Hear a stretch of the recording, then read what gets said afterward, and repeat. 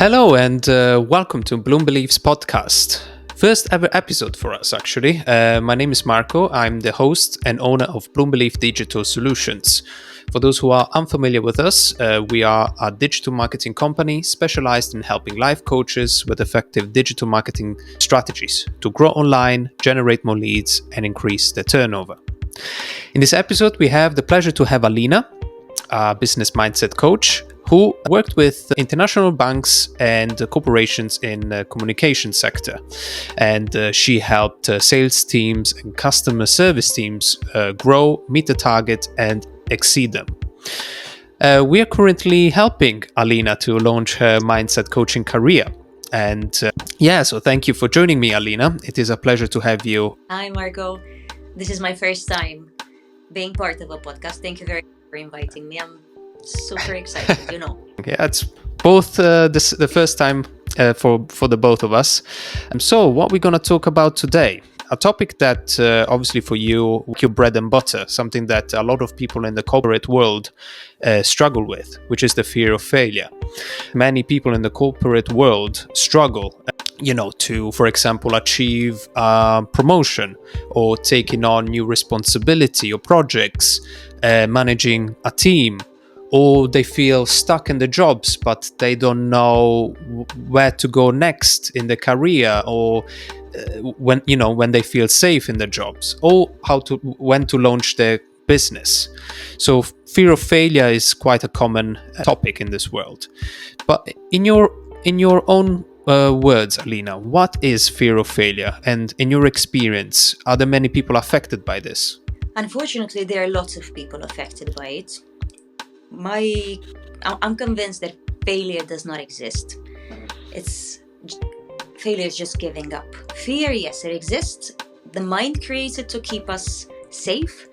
But if you take a simple example like driving, most of people drive. And most of them, they are not comfortable with it when they start. Do they give up? No. Why do they want to drive? They want to drive because it gives them freedom of movement. And, there are no guarantees that they're not going to bump the car. Are they going to give up because of that? No, they're going to learn from it and do it better next time. So every morning when you get in the car and drive to work, you take a calculated risk. There's no guarantee that there are no risks anywhere. In the corporate world, if you associate it a bit with the car, it's a very complex world. There are lots of changes, and the speed that these changes happen at is incredible. And some people, they get hit by this speed, where they feel that they have too much on their plate, too much to deal with, that they're not enough for the role. And that stops them. But the same way you learn from bumping a car, that's how you learn in a corporate world. Learn from own mistakes. And what's even better, learn a lot from the others. So why do you think, though, people in the corporate world experience that? I was mentioning that corporate worlds are very complex worlds. They respond to demands coming from us, the people. They offer products and services to us.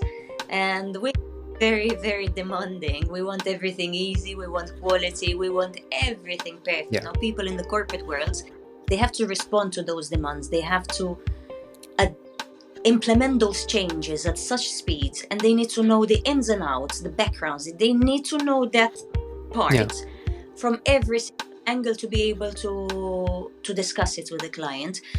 And it creates that feeling of being overwhelmed with too many systems, too much information, too much change. And I was talking to someone the other day. We had a volunteer day. We went to a charity shop, and the lady running the charity shop, she was so happy to have us there. And she started bringing 1 bag, 2 bags, 3 bags, 4 bags, 5 bags, and she wouldn't stop. We got to the point where we could not put a step. We could not make a step. And I had to tell her, please, stop. I felt I could not breathe any longer. I could not see what was around any longer. It was making the process much more difficult. I told her, please stop. We will do everything, but give it to us in small, digestible chunks. So the fear comes from not being able to cut down what you need to do in small, digestible chunks. In a lot of companies, people are expected to know how to multitask, right? So a lot of people are expected to do multiple things at once, and that could have a toll on on people's ability to really prioritize in your workload. But the more you are able to do this, then people will give you more and more workload sometimes. That can also lead to overwhelm, right? That's when you have to learn how to say no to certain things and protect yourself. And why do you think people are unable to say no? There are lots of limiting beliefs stopping people from saying no. They're worried that there will be repercussions. Many haven't learned to speak up for themselves.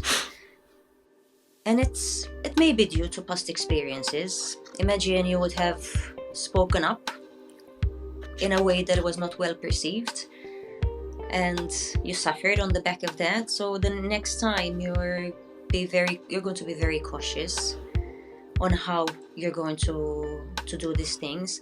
Now, what I learned in life coaching, I suffered because of it when being employed. What I learned in life coaching was how to communicate in a way that doesn't upset. And that made a huge difference in the way my message was perceived. And then I got the support. And that's what I'm helping my clients now, on how to speak up, on how to say no in a way that does not upset. But the limiting beliefs, even asking for help, some people are scared to ask for help because they think that they will be perceived as not being capable of doing the job.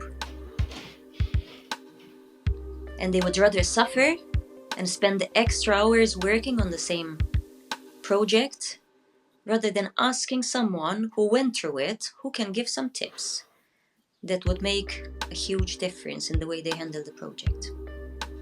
Yeah, 100% agree. Trying to meet unrealistic expectations that sometimes people put for themselves as well. That level of perfectionism that people want to achieve, mostly because of external validation as well from your superiors. Is there maybe, in your view, like a crisis of people that need to constantly prove themselves, which in the corporate world, right, some competition, pushing yourself is right, because that's what makes the business grow, makes also the individual grow. But there is sort of a thin line, between burning yourself out and actually pushing your boundaries to achieve success. Yeah, it's a very fine line, and that's when knowing your worth comes in. Now, kids, when they start crawling and they want to get up, they fall many. And they don't see that as a barrier. They keep on trying because they are focused on what they enjoy. They are focused on creating chaos at home. Us, when we grow up, we don't see it like that any longer, and we punish ourselves for every single mistake that we make. Yeah. I'm guilty of that. Yeah. Oh, I lived with that. And another aspect of it is the conditioning that we've been exposed to. I grew up being told, if you do this, I give you this. If you get that, I give you that. And somehow people try to get things perfect just to be accepted and to be appreciated and to be validated, because they cannot validate themselves. And it takes many years sometimes to get over it, to get out of that conditioning. I notice it a lot in kids. I have a 9-year-old, and I see what she comes at home with and how many limiting beliefs and conditioning she gets that I work with on a daily basis to cut down. Yeah. It comes from everywhere. It's mostly, it starts from childhood and it continues on depending on the experiences. We all have different perceptions. We all have different exposure to different materials, television, school, parents. we take certain beliefs and we wear them as jackets, and they influence the way we live our life. Now, what happens is that life gives us 10%, and 90% is how we react to it. Those reactions are based most of the times on an autopilot that we created for ourselves to go around in the world. I had to go through all those challenges, trying to make everyone happy at home and at work, and I struggled. I got to anxiety, spending extra hours at work to make everything perfect because I could not see any other way. What happens is that I went through therapy and nothing changed. I did not manage to get to the root cause of my issues, and life got me to the point where I had to make some changes. You had to help yourself, And sort of. I had to help myself. I had to help my family, and by helping my family, somehow I rediscovered myself. And I started reading, and I changed the vision that I had on everything around. And I started the life coach course. And whilst doing the life coach course, I somehow coached myself, and I was supported by other life coaches to understand myself. And one big barrier that I had was something that happened when I was a kid. I was only 5 years old, and I thought I was over it, but it came up during a coaching session, and I managed to get over it. Now, you may think I'm crazy. I'm going to share the example with Please. you to see what something that happens at the age of 5 can follow you through your life. So at the age of 5, I was with my uncle at the train station. He was trying to get me in with one coin. I didn't understand the instructions, and he called me stupid. Now, he had a certain social status that everyone was looking at. And I didn't say anything, but I lived with it. And I tried to prove him wrong. And I was never happy. I was just trying to get excellent results in school, go to university, do well in my jobs, get prizes, get awards, be number one, number one, number one. All I had in mind was be number one. And whilst it helped me, somehow I was not doing it for myself. I was doing to prove someone wrong. And it was eating me from inside. So during the life coach course, I got to the root cause of that, and I started practicing forgiveness. I never understood forgiveness until I started this course, and I speak to lots of people explaining how important it is to forgive and to let go of things that hurt you or people that hurt you. They find it extremely difficult, but it changed why I was doing things. I started doing things for myself. I did not want to prove anyone anything. I was talking to one of my clients who has been through therapy, and she was experiencing some forgiving. Whilst she was convinced that she forgave, she did not get what she needed to get from that, because the full process of forgiving gives you some amazing gifts. We don't experience these situations for the sake of experiencing them. We experience them to learn something, to grow. And when you manage to extract that growth from a bad experience, then no one can touch you. And that's when you know who you are. In terms of living a more fulfilling life, I talk about creating a personal toolkit. You see, when you experience certain issues, you can't solve them from the same level that they were created at. To go 1 or 2 levels higher to see the problem better. And in order to do that, you need to get a different vision on the subject. The different vision, you get it by reading, by practicing, meditation, gratitude, and I do not have enough words to emphasize how important gratitude is, and not the simple exercise of thinking, oh, I'm grateful for that, or oh, I'm grateful for that. No, taking the time to write down. They think they don't have the time to do this, or maybe they just do it once and that's it, and then they stop. So how can someone find the time to do it, and how can someone get to a point where they think that these exercises actually work? You don't have to believe someone, you have to try it yourself. And in here we talk, like all my life, and whilst coaching, we talk about will and we talk about skill. Now, the skill, what do you need to practice gratitude? You don't No. need much. You have to have the will, you need to have the motivation. When you have the motivation, you do it.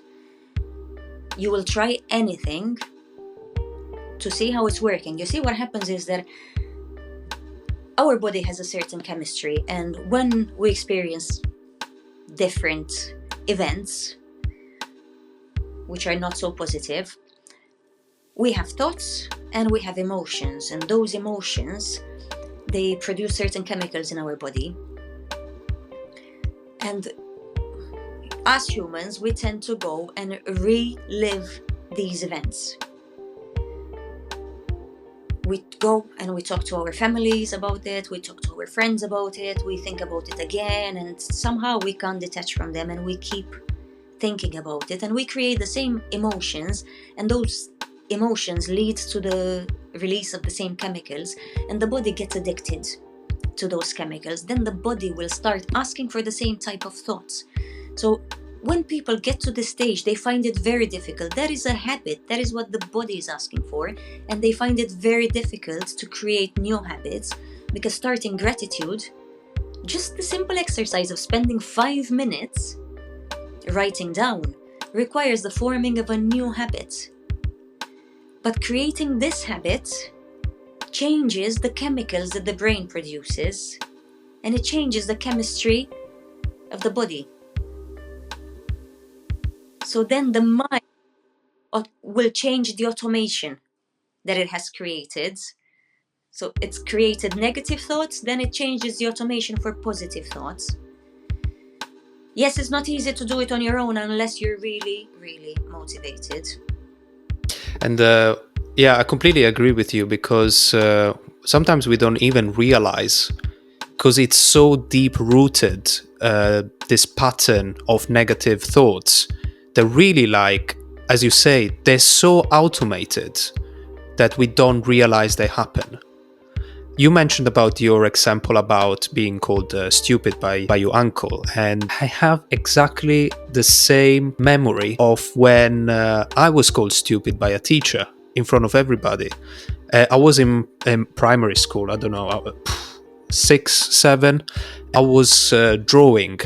The teacher told us to draw in a certain direction with the crayons or something like that. But I was drawing a bit everywhere, and so picture didn't look like clean. It was a bit messy. But you're a kid, right? But the teacher told us to draw in a certain way. I remember very vividly, still up until this date, that, and I don't remember ever the teacher saying stupid to anyone else in class. And still to this day, that's like just a glimpse of a memory that stuck with me. But then I don't know, is it actually affecting me right now? Probably. Need to sort of find where it happened in the past. As you do with bad negative thoughts, you need to work on it to remove something that doesn't exist anymore. And it's not necessarily true. You make it true for yourself with your thoughts, right? Because then everything that you do, you think, I'm not good enough, I'm stupid, or things like that, right? So the exercises that you describe, I would say that more than motivation, you really need to discipline yourself, because motivation is something that comes and goes, right? If you say to yourself, tonight I'm gonna take, before bed, that's what I did, for example. Before going to bed, I'll just literally 5 minutes, I take the time to be grateful, or to journal. It's something that you have to do every night. Do you want to do it every night? Probably not. But if you do it, you slowly start to create in your brain like a new a new pattern, right? And that actually also leads me to the next question, like talking about motivation, because some people might want like a boost in motivation, and so they go on YouTube and listen to, I don't know, a speaker or a speech, like a Rocky Balboa speech, when there's that famous Rocky Balboa speech to his son. The son is ashamed of the father, who is Rocky. He's old and wants to fight again, and he is ashamed that his dad is putting himself through all of that. The son is scared that he's going to make a mockery of himself, and that's going to affect the son as a consequence. And he said, "Oh, I just started to become who I am." And the dad says that you really don't need other people to tell you who you are. You are better than that. The father reminding the son, right? So these are very powerful speeches, but they might work to a certain extent when you listen to them, right? So what can people actually do to keep that strong mindset? Is it the exercises that you just suggested, or is there more to it? It's the intention. So first, everything, the intention. What I always say is slow down to go faster. The reason why I say this is we need to be present to understand why we do the things the way we do them. And I was mentioning, yes, about the toolkit, including gratitude, including forgiving. There are the triggers. I don't know, you meet a family member, these are the ones that trigger us the most. Yeah. Because we let the guard down. We expect much more from them than from other people. And they trigger us. And we answer back and we get angry and we end up in a fight. And it is like, it goes on like this. It goes on like this at work, in the streets, not understanding why are we reacting. I had my sister trying to explain this concept to me years ago, and it took me long to understand it. When I started the life coach course, I started actually practicing on a daily basis. And when I talk about it as a detox of emotions. That we are mirrors for each other. So I will only see in you what is about me. So if you say something that upsets me, it has nothing to do with you. It's something that has to do with me, and I need to work with that to understand why. If I see it in you, it means that I have it. And I need to dig and see, okay, in which situation am I doing the exact same thing? And once I acknowledge that, and I find the situation, because there was no time to say that I did not find it, and say, okay, I have it, and I accept myself, I'm fine. From that moment, that type of trigger doesn't happen any longer. So you stop reacting and stop getting angry and stop wasting energy around everyone. I used to be very agitated, very, very agitated, get angry very easily. And that went away because I got to understand myself, to accept myself. And by accepting myself, I became I developed the acceptance for others as well. Now, when it comes to positive people and quotes and going on motivational speeches, yes, we tend to calibrate to others a lot. When we don't find that in ourselves, we go and we try to find it somewhere to lift us up a bit, and there is nothing wrong with that. But in time, we need to learn how to come back to us to find that motivation, to come back to us to find that positive attitude, to calibrate to our own self. You see kids in school, if they have a good teacher, they are all happy. But if the teacher is not as nice as they want, that happiness goes away. And when the happiness goes away, the studying is impacted as well. And the way they behave at home is impacted as well. So we need to teach those children to actually calibrate to themselves and to find the joy in themselves and not allow someone to disrupt what they're meant to do. Today you may have some people supporting you and tomorrow they may not be there, so you need to be able to reach that emotional state without them being around, to know your worth, to know what you can offer, to know what you enjoy, how you enjoy, why you do things, to be able to explain yourself a bit, to understand your whys. See, most people, they live their life. Okay, I just go to work, I come home, I take the kids to school, and it's like autopilot. We go to nice restaurants, we do the other thing, but they can't sit with themselves. The moment you live them, you tell them, today you need to stay at home on your own. They can't, and they just want to escape, to go somewhere else, to do something else, because it's very uncomfortable sitting with yourself. When you start the process, it's uncomfortable, but it's worth it. Can you tell us a recent experience with one of your clients? What were the issues they faced, and how did you help them to achieve success in their own personal life and business life? I worked with a very, very, very lovely lady. She got involved in a project that was quite complex, a bit of corporate project, and it was the first one of that kind for her, and she got stuck. She got to the point where she couldn't sleep at night thinking about this project. What was she going to do? Now, her family members were telling her, yeah, you can do it, you can do it, you can do it. And like, how am I going to do it? And we started working together. And all I needed to know was why she went for the project.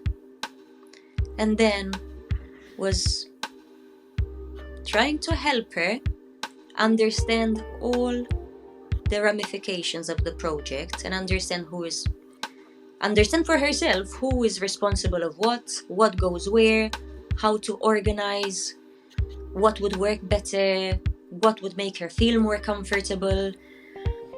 And that's it. She saw it a bit of a burden to go over all the details and organize them. You know, I was talking about the wardrobe. Yeah. When you just take everything out and you say, what do I put, where do I put, how long is it going to take me, why did I do it?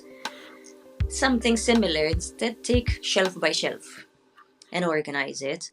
So once that was done, it was so easy to move forward. The sleepless nights ended, and she could actually focus on the reasons why she chose to lead that project. She managed to get the satisfaction that she was looking for. You know, we have these tasks. One has low effort, low rewards. This one was like a high effort, high rewards. But she was focusing on the efforts instead of focusing on the rewards and what she wanted from it. The moment she switched the attention and she learned how to organize her efforts, the fear melted and it was a success. In fact, she was asked to take care of the same project next year. Oh. On a personal level, as we moved on to that side as well, I got a message that I melted for, where she told me that what a meaningful life I chose to live. Wow. Because she sees things differently. Her chemistry changed, her energy changed. And when the energy changes, the people around you change, the experiences you have changed, the way you see the world changes, you feel much better. And she couldn't. It was one of those persons that could not understand what is the purpose of gratitude. But she got it. She experienced it. That's amazing. Yeah, that's a story that I felt for. That's an amazing. So I can see your eyes are. You are tearing up. Marco, whilst working in the corporate world, my thing, the way I used to talk about things is like 1 + 1 is always 2. 1 + 1 is not 3 - 1, is not 4 - 2. Go the simple way. Choose the simplest method, the easiest one. And initially in my mind, it was that I will never be able to make this process of life coaching as simple as I used to do it in the corporate world, that 1+1 is 2. And for me, that was the confirmation that I managed to get to the 1+1 is 2. In terms of emotions, in terms of changing the chemistry of the body and the quality of thoughts that you have. Because, the quality of the thoughts determines the degree of happiness that you experience. And many people talk about success, but success depends on personal values and depends on what you want to get from life. Some people are happy with better experiences. Some people are happy with better money. Some people, different motivations for everyone, depending on how they grew up. Definitely, 100%. Wow, that's a powerful story, and it's great to hear that you helped someone reset of a mindset, because sometimes patience also is a skill in things, because success and comes with time, but it also comes with starting doing, embracing, knowing that you can do it, and if you fail at the end, it's just another lesson or just a way to grow even further. So people shouldn't really be afraid to try and fail. Fail is just, in my opinion, a shortcut to success, as opposed to just being, stuck where you are and not doing anything about it. Yeah, Marco, what people want? They want to tell me, do you have kids? Not yet. Because I didn't ask Not you. yet, but we are No. thinking about it, yeah. People, they want to have a baby, but somehow, like when they talk about what they want to achieve, it's the same thing, like they want a baby and they want to see that baby going from 1 day to 18 years like this. But things don't happen like this. No. They need to grow, they need to evolve. Mm-hmm. If you want to get to a certain point, you need to evolve into that type of person. Because clearly you're not there. And you're not going to go there with flowers. There will be some experiences, some obstacles, some barriers that need to teach you how to become that version of yourself. We stay away from everything that is negative because it's safer, when in fact we are staying away from growing. 100%. From becoming a version of ourselves. I completely agree with you. What about yourself? What have you learned from helping this client of yours?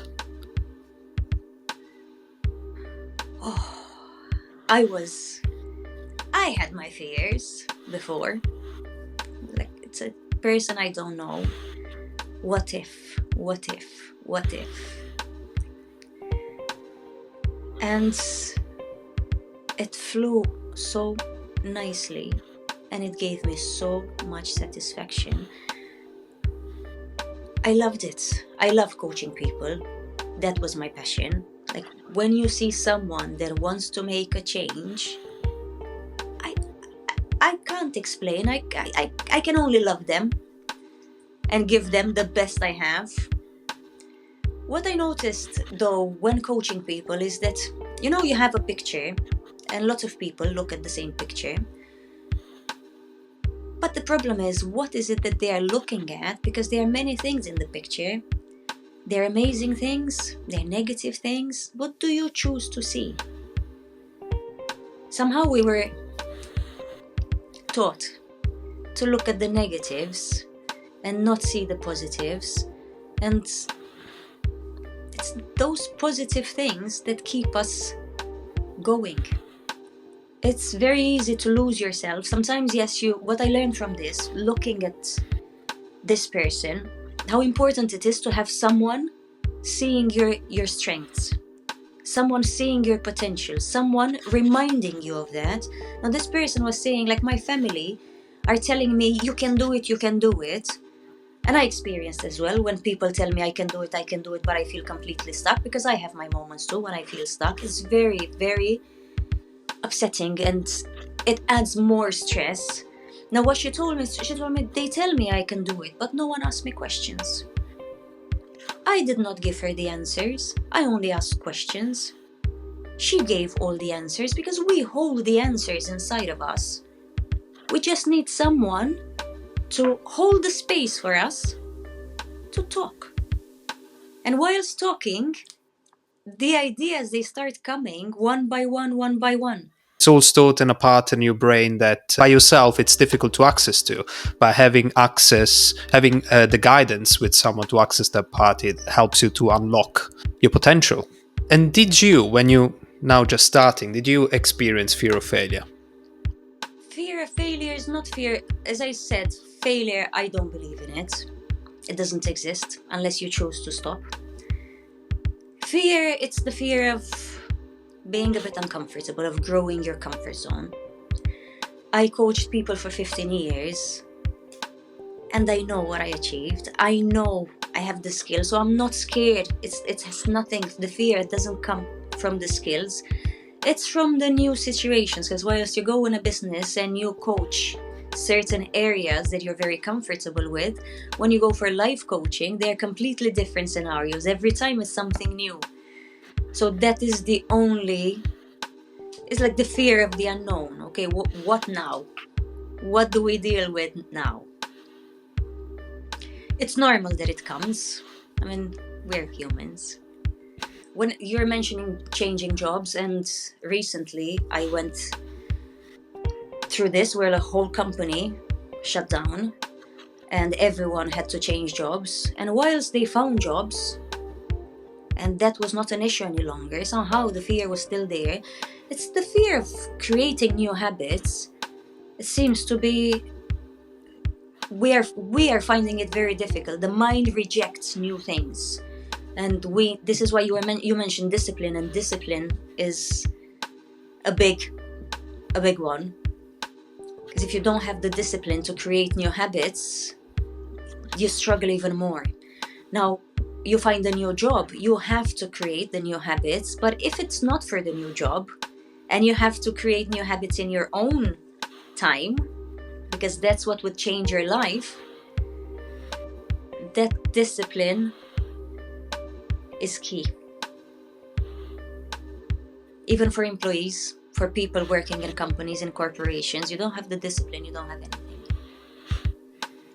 Sometimes you need to have the discipline really to everything in life that is worth pursuing. Like you saying, discipline to practice gratitude, meditation, daily journaling, things like that, that actually are really focusing your mind instead of the external, everything that is happening, the stress, the pressure, the expectations of others. These exercises actually really try to dive inside of you, right? To create a connection more with yourself, because we're losing connection with ourselves because we are giving so much away to external things. Yeah, you mentioned this. Last year, I was saying how all my life I tried to prove that I'm not stupid. To try with awards, with getting prizes, with having the top teams, with managing performance, with getting sales, with getting everything done. I didn't realize why I was doing it. Yes, it was giving me some satisfaction, but then I got to the root cause. I was doing it to prove someone wrong. And it was not coming from me. It did a lot of damage, because achieving that type of performance caused some issues. I had to spend extra time at work. I was not giving everything at home, and then when something happened at home, I started going down because I couldn't cope with two things at the same time. But last year, I did an assessment. It's called Clifton Strengths. And the results just put me somehow, made me realize it was a moment of self-realization. It's about the natural strengths. And then I was looking and I said, okay, so I achieved this because I naturally have this. I can naturally spot patterns. They're naturally in me. And one of them was connectedness. Like how connected you are with others, how you share with others, how you want to help others. And after years of people, seeing like certain aspects that had nothing to do with connectedness, that assessment made me go back to myself and analyze it a bit more. And that's a moment where I changed, because I stopped looking at myself and I stopped listening to what others said. And I started digging that aspect to understand a bit more and a bit more and a bit more. And it's so rewarding. So far, great advice. Thank you very much. I wanted to ask you, since we started working together, do you think it's important to have someone guiding you there as a life coach that is just starting to sort of get unstuck on how they want to promote themselves? Yes. And it's not for life coach, it's for any sort of business in general. I mean, if I didn't talk to you, I would have had to create all this on my own. Now, I'm not trained to deal with this. This is not my strength. It's not what I do. So honestly, I appreciate all the help and all the questions and all the time you gave me to help me get clear on my things and on my next steps. I think it's vital. You know, I'm not expected to be, we call it one-stop shop. Okay. I'm not one of those. I mean, I love coaching. I love helping people. But the technical side is not my thing. Lots of people try to do it on their own. Good luck to them. I appreciate them. I'm not one of them. And I love people like you who know their job. Yeah, thank you. It's a pleasure working with you. So, and how would people find you if they want to work with you? I'm present on social media on Instagram, Facebook, and LinkedIn. My name is Alina Gauci Borda. Very easy to find me and message me. Just look for Alina Gauci Borda and you can message me anytime. Wonderful. That's great. Alina, thank you so much for your time and your insight on these topics. I'm sure that a lot of listeners will take a lot of the advice on board to succeed with everything they want to do in life and not being paralyzed by fear. I can take some of the advice you give them today myself, and looking forward to seeing you grow in your career. I'm going to be there supporting you. So thank you so much. Thank you very much for inviting me to this podcast, Marco. Thank you very much for all the support that you gave me, for all the questions that you asked me, for all the hints and tips that you gave me. I really appreciate your help and I look forward to working with you. Fantastic. Thank you. Speak to you soon. Take care. Bye. Bye guys, that's it. Thank you very much for listening or watching. If you want, subscribe to my podcast channel on Spotify or follow me on social media at Bloom Belief on Facebook, Instagram and LinkedIn. And if you are a life coach, just like Alina, who is currently just starting out, but who already has a lot of clarity on what to do in her promotional efforts, get in touch with me. Plant the seeds of your success today.